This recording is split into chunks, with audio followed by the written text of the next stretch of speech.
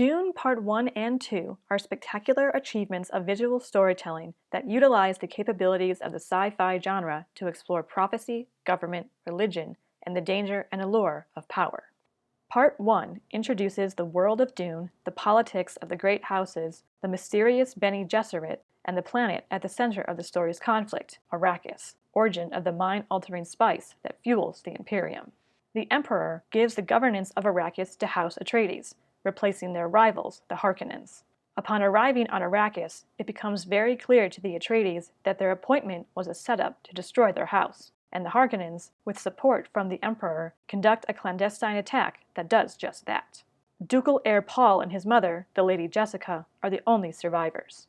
Fleeing the massacre, Paul and Jessica encounter a band of the desert-dwelling Fremen and take refuge among them.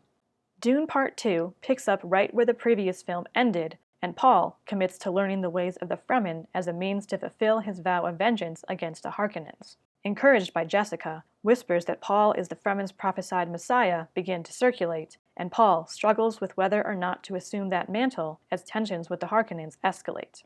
The subplots delve into the machinations of the Bene Gesserit, whose goals are not yet clear, and the efforts of the Harkonnens to contain the fallout from the elimination of the Atreides. Dune Part 1 and 2 are technical marvels. The cinematography is stunning, the production design is coherent and believable, and the special effects are an example of CGI being utilized correctly. The sound design envelops you in the whispering dunes, straps you into an ornithopter cockpit, and makes you feel every stabbing blade and crackling gun. Hans Zimmer's epic score carries the repercussions of the momentous scenes across the Imperium. These kinds of films are why cinemas exist. They deserve to be watched on the biggest screen possible with a state-of-the-art sound system. Overall, the acting is solid, but there are some questionable choices. The standouts in Part 1 are Rebecca Ferguson as Jessica, a woman caught between her Bene Gesserit sisters and her love for her son, and Stellan Skarsgård as Baron Harkonnen, a ruthless, cunning ruler you really don't want to mess with. Jason Momoa just plays Jason Momoa, and the character Liet Kynes is gender-swapped for no reason other than the DEI agenda. Stilgar and Feyd-Rautha, played by Javier Bardem and Austin Butler, steal every scene in Part 2. It's been a while since I read the book, but I don't remember Stilgar being humorous in the source material, which he is in the movies. I think this change works and adds another layer to his character, but you could easily make the counter-argument that it's too big of a deviation. Brutal and borderline insane, Feyd-Rautha is a fantastic villain and the perfect foil to Paul. I thought Timothée Chalamet was miscast as Paul in Part 1, and while that still holds true, Chalamet delivers a surprisingly good performance in Part 2 as Paul transforms from inexperienced ducal heir to terrifying messianic figure. Christopher Walken was definitely miscast as the Emperor. He doesn't come across as powerful, wise, or intelligent. He just seems old and frail. He should be in a retirement community, not governing planets. And then there's Chani. She doesn't do much in Part 1 except stare off into the distance in Paul's visions. In Part 2, I wish I could say her biggest problem is that Zendaya portrays her as Zendaya on a desert planet. My issue with Chani is not that her role was expanded from the book, not that she fights beside Paul, and not that she is the voice of the Fremen who disbelieve the prophecy. I'm fine with those changes. My issue stems from her conduct in the last quarter of the film. After a crucial turning point in the story, Chani becomes completely insufferable. She's witnessed Paul struggle with the idea of being the Fremen's savior, but instead of acknowledging that and recognizing the bigger political situation, she behaves like a spoiled, entitled child and goes in the corner and pouts because she doesn't get her way. It's an insult to the real Chani, and it ruins the film's efforts to portray her as a hardened warrior. That is not the behavior of a hardened warrior. The filmmakers could have avoided this by having Paul speak a few lines of dialogue from the book, but they specifically chose to not include that dialogue because Hollywood had to insert its modern man-bashing feminist in somewhere.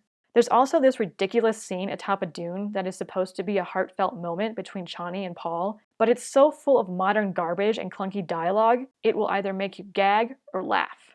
Chani is the worst thing in Part 2, and since she's also one of the biggest deviations from the source material, that shouldn't come as a surprise. There is another character who was significantly deviated from the source material in Part 2.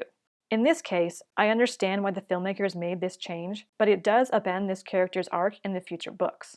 I wouldn't be surprised if an adaptation of Dune Messiah was greenlit, but the filmmakers are going to have to do some major course corrections and some major lore breaking to realign this character's and Chani's arcs with the source material. Dune Part 1 is very much a setup for Part 2. The pacing is an odd clash of exposition that stalls the plot and streamlining that condenses the complex novel at breakneck speed.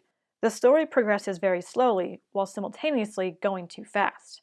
Part 1 doesn't really have an ending, it just stops, really making it feel like half a movie. Relieved of establishing characters and the world, Part 2 progresses more steadily, but there are pacing issues here too. The film takes place over 7 or 8 months, but with the only solid indicators being Jessica's pregnancy and Paul and Chani's romance, the film can seem to occur in a much shorter time frame if you're not paying attention. There's an excellent sequence devoted to the Harkonnens, and while I do think presenting this sequence continuously was a good decision, the abrupt transition into it and its length evoke the impression of an addendum. The confrontation between Paul and the Harkonnens provides some awesome visuals, but it's over almost before it begins. The climax is rushed, like the filmmakers ran out of production days and had to cram several significant events and the tease for the sequel into one long scene. If you haven't read the novel, you may have to watch both movies more than once to catch all the details and nuances and understand their significance. Even though they streamline the novel by focusing on Paul, Jessica, and the Harkonnens, there's still plenty to keep track of, and you may find yourself confused or completely lost without prior knowledge of the Dune universe. I have read the book, and even I found the films improve with additional viewings. In Part 1, a male character is naked in one scene, but you don't see anything, and in this case, it makes sense within the story. In Part 2, Paul and Chani are shown after they've done the deed, but the actual activity is implied or happens off-screen. Dune Part 1 and 2 are grounded, thoughtful, serious sci-fi, and their success proves there is an audience for such films. Despite their flaws and obnoxious deviations from the source material, I do think they're worthy to be called adaptations rather than inspirations. I doubt that will continue to be the case with future productions, but I do hope they'll foster an interest in Frank Herbert's superior novel and his 5, often weird, sequels.